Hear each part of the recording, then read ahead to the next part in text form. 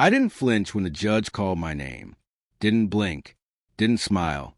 I just rose, buttoned my coat with slow, deliberate precision, and walked toward the bench as my wife's entire family turned a shade paler than paper.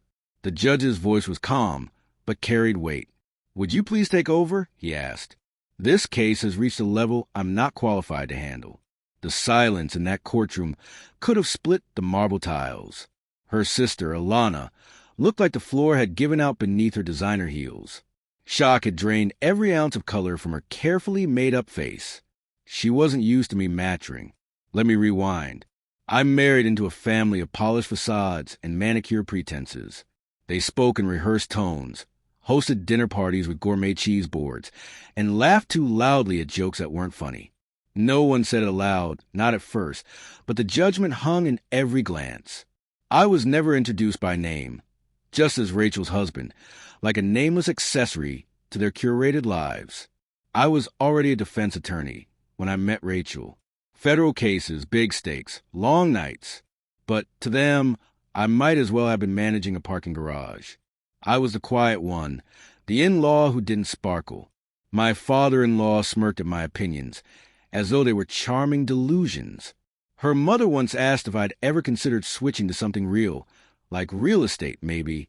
And Rachel, well, God bless her. Even she used to smooth over my presence with little apologies. But I endured it, not because I lacked pride, but because I loved my wife. Because I believed dignity didn't need to shout. Because I thought that, eventually, the truth makes its own noise. Then Alana made a mistake. It was Thanksgiving. She arrived late, drunk on red wine, and the kind of attention that came with slurred humility and overpriced perfume. She boasted about consulting for a pharmaceutical company, slinging buzzwords with careless arrogance. But her phone kept buzzing. I saw the screen light up. I recognized the name. I knew the case. They were laundering research grant money through a shell company.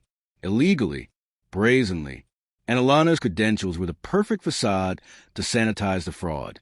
She had no idea I was part of the federal task force assigned to investigate the whole operation. Hell, they didn't even know I was still practicing law. That night I smiled. Cold, quiet. I'd never been more certain of what I had to do. For 3 months, I worked in the shadows. I dissected every document, tracked wire transfers, traced shell entities.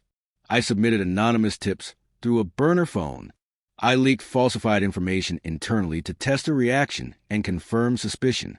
She was careless, narcissistic, convinced her last name was a shield against consequences. It wasn't. When the indictment finally dropped, Rachel's family scrambled like rats in a flooding cellar.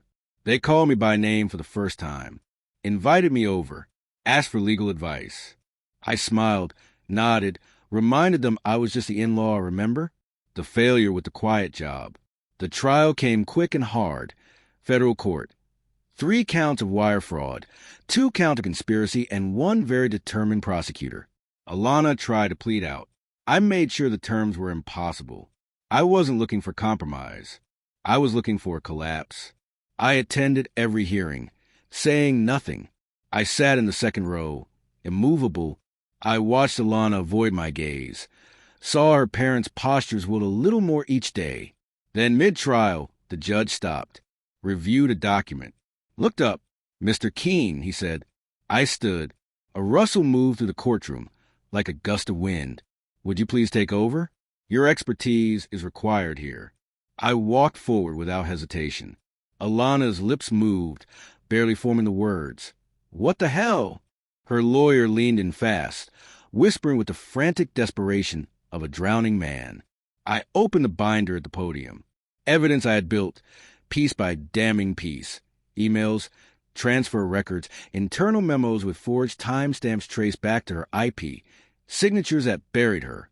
I didn't need to raise my voice. Truth, when it's this sharp, doesn't need to scream. I let the facts bleed across the courtroom. Slowly, relentlessly. When I finished, I turned to her parents. I looked them both in the eyes, steady and calm. "Unfortunately," I said, "this level of corruption requires consequences." Rachel wasn't there. She'd left a month before the trial began. Quietly, took what she could carry, and disappeared into the night after I showed her the wire transfers Alana had made using Rachel's name. She didn't scream. She didn't deny. She just left. In that moment, she was smarter than the rest of them. The verdict came fast. Guilty on all counts. No bail. No plea. Alana's scream echoed like a death knell when the sentence hit. Her mother fainted in the gallery.